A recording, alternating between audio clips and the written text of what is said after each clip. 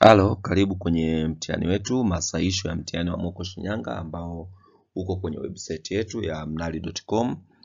Ukitaka kuhitaji nenda ingia kwenye Google au Chrome au Microsoft Edge au Opera Mini na kadhalika, andika mnali.com. Scroll pale chini utakuta mtihani wa hisabati darasa la 7. Ukikliki utafungua na mwanao ana uwezo wa kufanya moja kwa moja na kupata matokeo yake akiwa pale moja kwa moja. Lakini pia akishamaliza kufanya mtihani anaweza kuja hapa kwa ajili ya kufanya masahisho ya zile sehemu ambazo zimemletea changamoto. Masahisho ya mtihani mzima umefanyika hapa. Tunaendelea kwenye sehemu ya pili, kipengele cha kwanza. Kengele 3 za umeme shuleni. Kengele ya kwanza hugongwa kila baada ya dakika 3. Kengele ya pili kila baada ya dakika 4 na kengele ya tatu kila baada ya dakika 6. Je, baada ya dakika ngapi kengele zote zitagongwa kwa pamoja? Kwa hiyo tuna kengele 3. Ya kwanza inagongwa kila baada ya dakika 3. Kwa hiyo dakika 3 itagongwa, dakika ya 6 itagongwa, dakika ya 9 itagongwa. Lakini kengele ya pili inagongwa kila baada ya dakika 4. Kwa hiyo dakika ya 4 itagongwa, dakika ya 8 itagongwa, dakika ya 12 itagongwa. Lakini kengele ya tatu inagongwa kila baada ya dakika 6. Kwa hiyo dakika 6 itagongwa, itaenda kugongwa dakika 12, itaenda kugongwa dakika 18. Msingi wa swali letu nataka kujua, je, muda upi kengele zote tatu zitagongwa kwa wakati mmoja, zitasikika kwa wakati mmoja? Swali la namna hii ukiliona kwa sehemu nyingine yoyote, jua kwamba umeulizwa KDS, kutafuta KDS. Kwa hiyo msingi wa swali umejikita kwa lengo la kutafuta KDS. Ili utafute KDS, angalia idadi ya namba ulizopewa. Tumepewa namba 3. Kwa hiyo utachora mistari mitatu. Kila chumba kimoja utaweka namba moja. Kwa hiyo tutaweka 3, tutaweka 4, tutaweka 6. Baada ya hapo utapiga mstari. Sehemu hii ya juu hapa utaweka kigawe tasa. Kigawe tasa ni namba ambayo inagawa kwenye namba zote au ina uwezo wa kugawa miongoni mwa hizo namba. Na kigawe tasa kidogo kabisa ni 2. Kwa hiyo tutaangalia, je, katika hizi namba zetu kuna namba yoyote inagawika kwa 2? Kama ipo ni lazima uanze kwa kigawe kidogo kabisa ambacho ni 2. Kama haipo naangalia, je, kwenye hizo namba nilizopewa kuna namba inagawika kwa 3? Kwa hiyo hapo kuna namba 2 zinagawika kwa 2 ambazo ni 4 na 6. Kwa hiyo tutaanza na 2. 3 kugawa kwa 2 haiwezekani, tutaandika 3. 4 kugawa kwa 2 ni 2. 6 kugawa kwa 2 ni 3. Je, kuna namba nyingine inagawika kwa 2? Ndio, kwa hiyo tutapiga mstari. Tutaweka 2 kwa sababu ile 2 ya katikati bado inagawika kwa 2. 3 kugawa kwa 2 ni 3. 2 kugawa kwa 1 ni 1 na 3 kugawa kwa 2 tena ni 3. Tutapiga mstari mwingine. Je, kuna namba nyingine inagawika kwa 2 hapo? Hakuna. Fasili yake ni nini? Tutaenda kwenye kigawe tasa kingine ambacho ni 3. Je, kwenye hizi namba zilizopo kuna namba inagawika kwa 3? Ndio, 3 yenyewe inagawika kwa 3. Kwa hiyo tutagawa kwa 3. Kwa hiyo 3 kugawa kwa 1 ni 3. Lakini pia 3 ya pili kugawa kwa 1 ni 1. 3 kugawa kwa 1 ni 1 na 3 kugawa kwa 1 ni 1 kwa mrasi. Kwa hiyo vigawe tasa vyetu ni 2, 2 na 3. Fasili yake ni nini? Tunatakiwa kuvizidisha vigawe tasa vyetu vyote ili kuweza kupata KDS. Kwa hiyo tutachukua 2 mara 2 mara 3. 2 mara 2 ni 4, 4 mara 3 ni 12. Kwa hiyo kengele zetu zitasikika kwa wakati mmoja dakika ya 12. Kwa namna nyingine swali kama hili unaweza kulifanya kwa njia nyingine bora zaidi, au kwa namna ambavyo unaweza ukaona. Kwa mfano, unaweza ukachukua orodha ya 3. Orodha ya 3 ni 3, 6, 9, 12. Ukichukua orodha ya 4 ni 4, 8, 12. Ukichukua orodha ya 6 ni 6, 12. Kwa hiyo ile namba ya kwanza inayotokea kwenye kila sehemu ndio litakuwa jibu lako sahihi. Kwa hiyo niwashukuru. Swali la pili kipengele cha kwanza jibu lake lilikuwa ni 12. Tuelekee kwenye swali la pili kipengele cha pili. Tanki hujazwa kwa lita 10 za gesi. Kama lita 2 za gesi zimetumika, tafuta sehemu ya ujazo wa tanki iliyobakia. Tuchukulie kwamba hili ni tanki letu, na hili tanki letu likijaa maji, maana yake kutoka mwanzo hadi mwisho litakuwa na lita 10. Lakini bwana Yusufu alichota haya maji kutoka hapa juu hadi hapa. Tufanye kipengele alichochota maji ni lita 2. Kwa cha kwanza tunatakiwa kujua sehemu ya maji iliyobakia ambayo ni kutoka hapa hadi hapa. Kwa hiyo kiwango cha maji kilichobakia ni lita 8. Maana yake tumeipata kwa kuchukua tofauti ya 10 kutoa 2, kwamba tulikuwa na lita 10 zimepungua lita 2. Kwa hiyo tunapata lita 8. Alichouliza hapa ni sehemu ya ujazo. Sehemu tunapata kwa kuchukua kile kiasi kilichopo juu ya kitu kizima. Kwa hiyo maana yake kiasi kilichopo ni 8. Kitu kizima chote kingekamilika ingekuwa ni 10. Kwa hiyo 8 juu ya 10. Kwa hiyo hii 8 juu ya 10 tunachoangalia hapa, je, kuna uwezekano wa kurahisisha? Kuna namba yoyote na uwezo wa kugawa juu na chini bila baki? Tunapata jibu ni ndio. Tuna uwezo kugawa kwa 2 tukapata 4. Kwa hiyo kwa 2 tunapata 4, kwa 2 tunapata 5.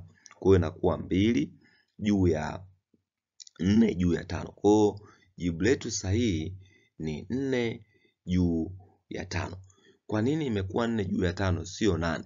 Kwa sababu swali letu limeuliza sehemu iliyobakia. Sehemu tunaipata kwa kile kilichobakia juu ya kitu kizima. Kwa hiyo jibu sahihi ni 4 juu ya 5. Asante sana. Na nimeweka huo mchoro hapo ili tuweze kupata picha kwa urahisi. Asante sana. Kama kuna swali lolote niulize kwenye comment, nitalifanyia kazi. Lakini tuende kwenye kipengele cha 3, swali la pili. Tunaendelea na sehemu ya pili, swali la 3, ambayo ilikuwa nasema Jerry anafanya kazi 208 katika kiwanda chake. Ikiwa kila mfanyakazi analipwa shilingi 55,460 kwa kila siku, je, shilingi ngapi hutumika kuwalipa wafanyakazi wake kwa siku? Hili ni swali la kuzidisha kwa sababu linataka jumla ya fedha inayotumika kwa siku kwa wafanyakazi 208. Kwa tutachukua mshahara ambao mfanyakazi mmoja analipwa, tutazidisha kwa wafanyakazi 208. Fasili yake itachukua 55,460 mara 208. Kabla ya yote tutatengeneza jedwali letu kama tulivyotengeneza kwenye sehemu zilizopita. Tutaandika namba zetu, tutapiga mstari na tutaweka alama ya kuzidisha. Tutaanza kwenye upande wa mamoja. 0 mara 8 mara 0 tutapata 0. 8 mara 6 ni 48, tunaandika 8, tunashika 4. 8 mara 4 ni 32 na ile 4 ni 36, tunaandika 6, tunashika 3. 8 mara 5 ni 40 na ile 3 ni 43, tunaandika 3, tunashika 4. 8 mara 5 ni 40 na ile 4 ni 44, kwa tutaandika hapo 44. Tutakuja kuzidisha kwa 0. 0 mara 0 0, 0 mara 6 0, 0 mara 4 0, 0 mara 5 0, na 0 mara 5 tena inakuwa 0. Na baada ya hapo tutakuja kuzidisha kwa 2. 2 mara 0 ni 0, tutaandika chini ya 2 kwa sababu 2 iko hapa. 2 mara 6 ni 12, tunaandika 2, tunashika 1. 2 mara 4 ni 8 na ile 9 na ile 1 inakuwa 9. 2 mara 5 inakuwa ni 10, tunaandika 0, tunashika 1. 2 mara 5 inakuwa ni 10 na ile 1 inakuwa ni 11. Baada ya hapo tutapiga mstari, tutajumlisha. Kwa hiyo 0 kujumlisha 0 hapo itakuwa 0. 8 kujumlisha 0 itakuwa ni 8. 6 kujumlisha 0 ni 6, tukijumlisha tena 0 inakuwa ni 6. 3 kujumlisha 0 ni 3, tukijumlisha 2 inakuwa ni 5. 4 kujumlisha 0 ni 4, tukijumlisha 9 inakuwa ni 13, tunaandika 3, tunashika 1. 4 kujumlisha 0 ni 0, kujumlisha 0 ni 0, tukijumlisha ile 1 inakuwa ni 5, na hapo itakuwa ni 1 1. Kwa hiyo kiwango cha fedha ambacho anakitumia kuwalipa wafanyakazi wake ni hicho, maana yake ni 1,535,630. 80. Hicho ndio kiwango cha fedha ambacho anakitumia. Na hilo ndio jibu sahihi. Asante, tuelekee kwenye swali la pili kipengele cha 4. Kipengele cha pili kwenye swali la pili kipengele cha 4 nasema mzee Samuel aliwagawia fedha watoto wake Mage, Elia na Imani kwa uwiano wa 3, uwiano wa 5, uwiano wa 7. Kwa hiyo uwiano ulikuwa ni 3, uwiano wa 5, uwiano wa 7.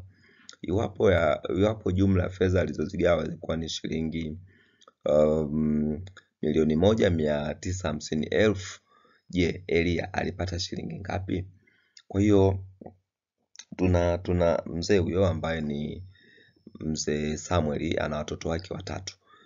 Watoto waliokuwa nao ni Elia, Mage pamoja na Imani. Hatua ya kwanza kwenye swali la namna hii, unapaswa kutafuta jumla ya uwiano. Jumla uwiano kwa maana ya kuzijumlisha namba zako ulizopewa kwenye uwiano. Namba tulizopewa kwenye uwiano ni 3, 5 pamoja na 7. 3, 5 pamoja na 7. Kwa hiyo hizo ndio namba tunazotakiwa kuzijumlisha. Kwa hiyo tunatakiwa tuchukue 3 kujumlisha 5 kujumlisha 7. Utapata 3 kujumlisha 5 ni 8, tukijumlisha 7 utapata 15. Baada ya hapo unatakiwa kupanga mfululizo wa watu uliopewa. Tumepewa Mage, Elia na Imani, watu watatu. Lakini pia uwiano wako umepewa 3, uwiano wa 5, uwiano wa 7. Fasili yake ni nini? Mtu wa kwanza atachukua namba ya kwanza kutoka kwenye uwiano. Mtu wa pili atachukua namba ya pili kutoka kwenye uwiano. Na mtu wa tatu atachukua namba ya 3 kutoka kwenye uwiano. Na maelekezo tuliopewa tumeambiwa tutafute kiwango alichokipata Elia. Fasili yake kwenye uwiano huu, Elia namba yake ni 5 kwa sababu Elia ni mtu wa pili. Na namba ya pili kwenye uwiano ni 5. Ili kuweza kupata kiwango alichokipata Elia, tunatakiwa kuchukua namba ya Elia ambayo ni 5, tugawe au tuweke juu ya jumla ya uwiano ambao tulitafuta tukapata 15, tuzidishe mara fedha zilizogawanywa ambapo ni 1,900,000.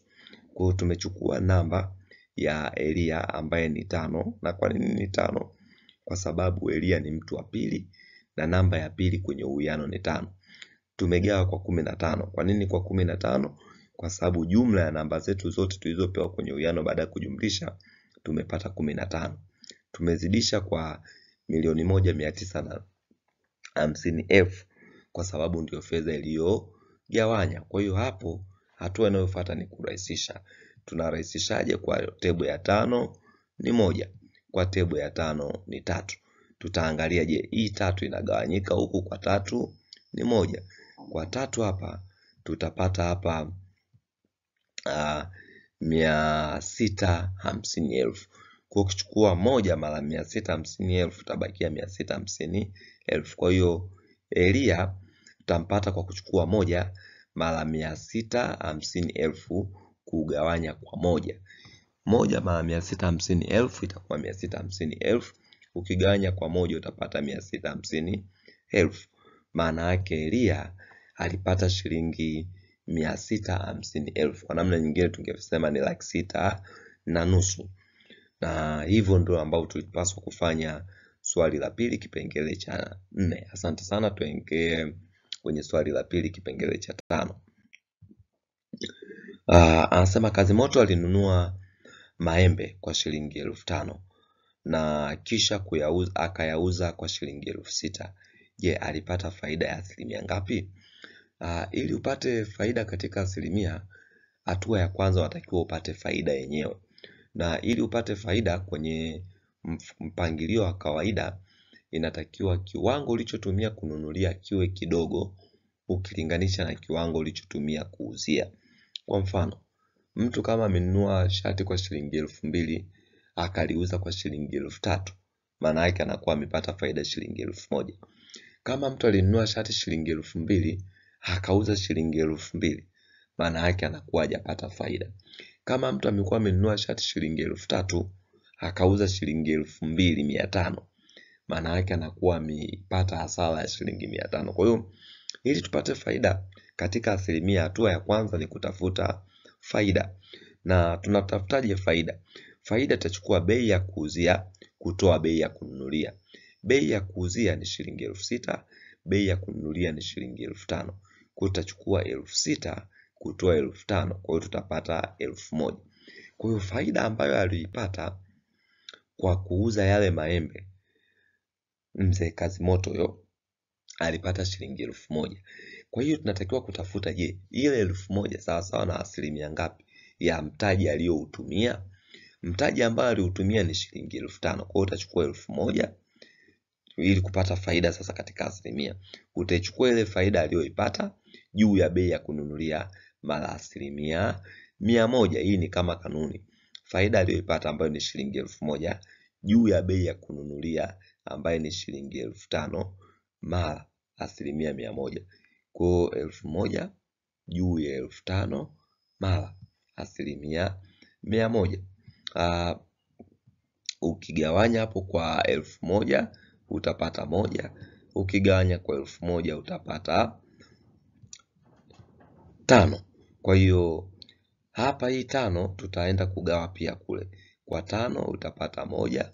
100 ukigawa kwa 5 utapata asilimia 20.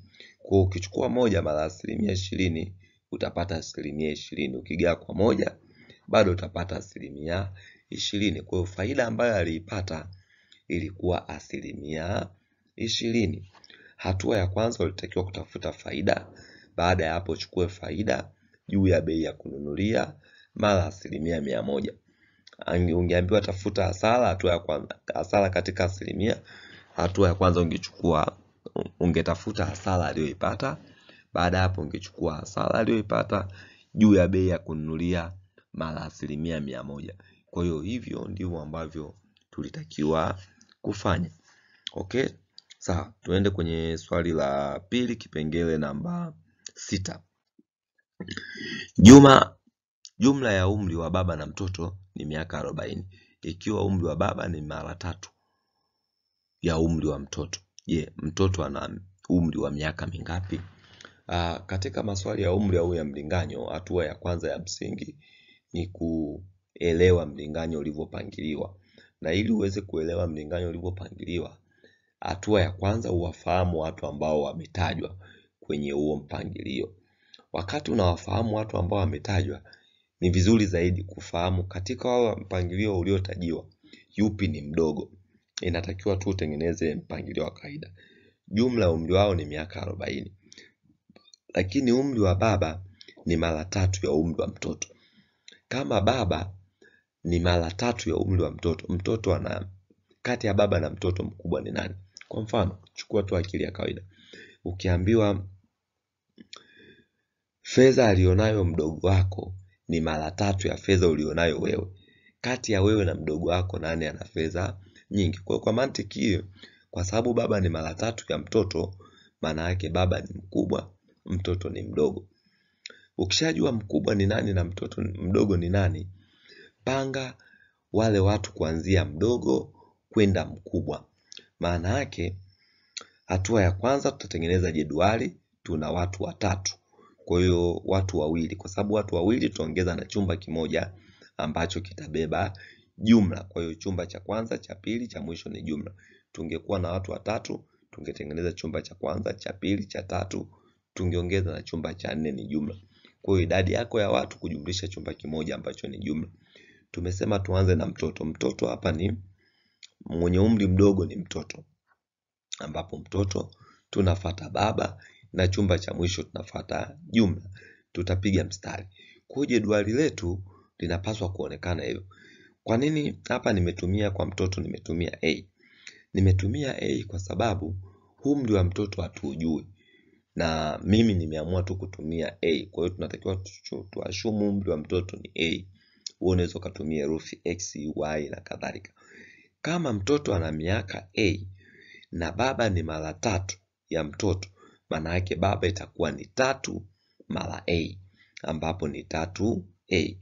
Lakini tukumbuke kwamba jumla umri wao ni miaka 40. Kwa nini tumeandika kwenye jumla miaka 40? Tumeandika 40 kwa sababu tumeambiwa jumla ya umri wao hapa ni miaka 40. Kwa hiyo tukichukua A tukajumlisha 3A tunatakiwa tupate 40. Kwa nini? Kwa sababu tumeambiwa jumla ya miaka yao wote kwa pamoja, ukichukua umri wa baba na wa mtoto tutapata 40. Kwa hiyo baada ya hapo tutakusanya mitajo, maana yake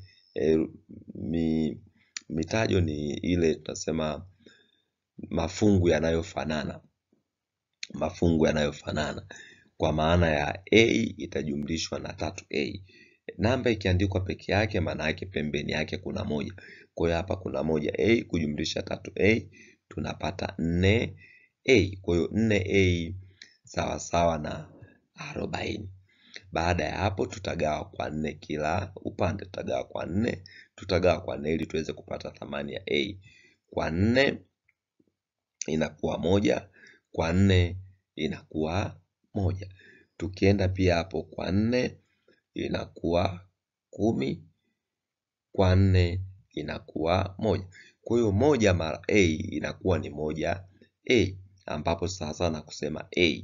Kwa hiyo A sawa sawa na 10. Tukumbuke kuwa A ilikuwa inawakilisha mtoto. Kwa hiyo miaka ya mtoto ni 10. Kama miaka ya mtoto ni 10, fasili yake miaka ya baba ni 3 mara miaka ya mtoto. Kwa hiyo 10 mara 3 maana yake baba na miaka 30. Ukishapata majibu hayo, rudia kusoma swali ujue nani umeulizwa. Swali limesema je, umri wa mtoto ni miaka mingapi? Kwa hiyo umri wa mtoto tumewakilisha A. Kwa hiyo A ni 10. Kwa hiyo jibu letu ni kwamba umri wa mtoto ni miaka 10. Hivyo ndivyo ambavyo tulipaswa kujibu katika mtihani wetu. Jibu letu lingekuwa ni 10. Tuende kwenye swali la 3. Asante sana kwa kunisikiliza. Katika swali la pili ni kuombe subscribe kwa ajili ya kupata mitihani mingine zaidi na masahisho, lakini pia ni kuombe ushare kwa watu wengi zaidi.